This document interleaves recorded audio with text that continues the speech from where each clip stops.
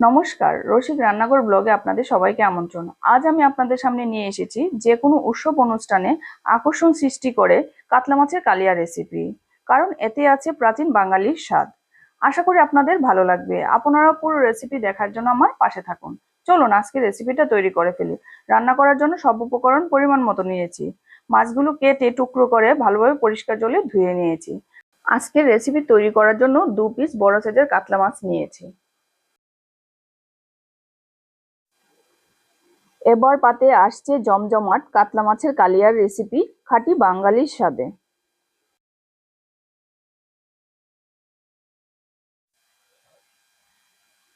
একটা প্লেটে 2 পিস মাছ নিয়েছি মাছ ভাজি করার জন্য।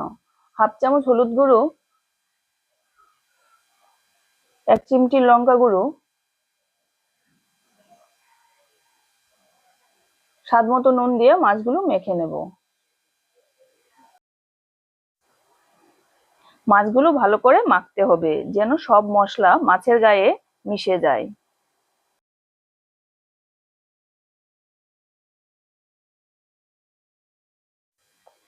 চুলার আঁচ অন করে দিয়েছি, প্যান গরম হয়ে গেছে, প্যানে 4 চামচ তেল দিয়ে দেব। তেল গরম হয়ে গেছে, মাছ ভাজি করার জন্য প্যানে মাছ দিয়ে দেব।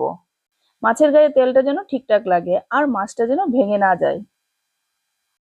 সোজা বাংলা, ঘরোয়া স্বাদ একেবারে অসাধারণ লাগবে। আজ আমরা বানাবো একদম ঘরে বসে হোটেলের স্টাইলে কাতলা মাছের কালিয়া।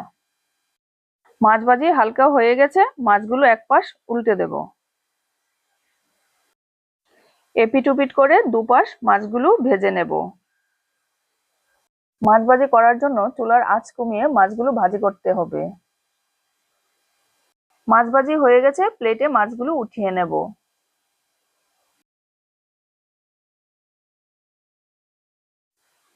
মাছ ভাজির একই তেলে ফোড়ন দিয়ে দেব।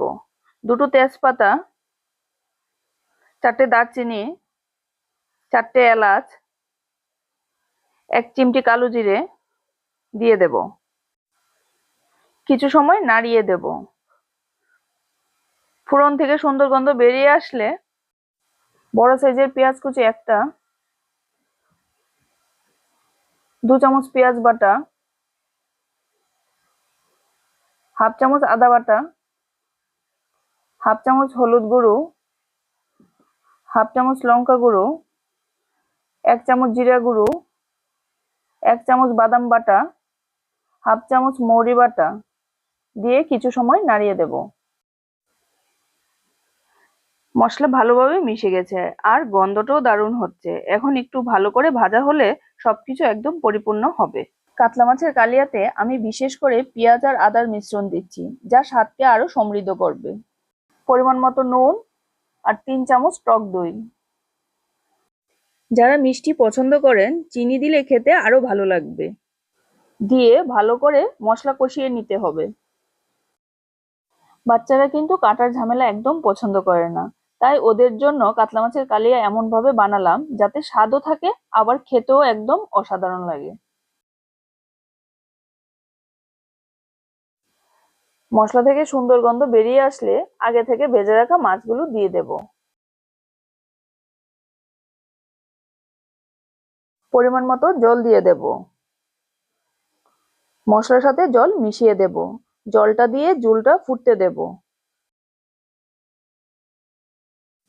ছোটদের মুখে কাটা পড়লেই তো যুদ্ধ শুরু, তাই ভাবলাম এবার এমন ভাবে রান্না করব যাতে মুখে কাটা নয়, শুধু মাছের স্বাদ।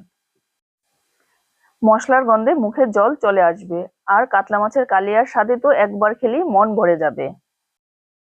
দেখো কেমন ঘন ঝোল, কিন্তু ঝোলের রংটা কি দারুণ, ভাতের সঙ্গে খেলে একেবারে অসাধারণ লাগবে। ঝাল মিষ্টি আর সুস্বাদু যারা পছন্দ করেন তাদের খেতে অসাধারণ লাগবে কাতলা মাছের কালিয়া। ফুটে আসলে নামিয়ে নেব। কাতলা মাছের কালিয়া রেসিপিটা হয়ে গেছে, নামিয়ে পরিবেশন করে নেব। গরম ভাত, পোলাও, ফ্রাইড রাইস সাথে খেতে খুব অসাধারণ লাগে। আপনারাও আমার মতো করে রান্না করে খাবেন আর আমাকে কমেন্টস করে জানাবেন। আমার রেসিপিটা ভালো লাগলে লাইক, শেয়ার, সাবস্ক্রাইব করতে ভুলবেন না, যাতে করে আমি আপনাদের কাছে নিত্য নতুন রেসিপি নিয়ে আসতে পারি। যারা এখনো আমার চ্যানেলটাকে সাবস্ক্রাইব করেননি তারা আমাকে সাবস্ক্রাইব করে দেবেন, আর যারা সাবস্ক্রাইব করে নিয়েছেন তাদেরকে অসংখ্য ধন্যবাদ।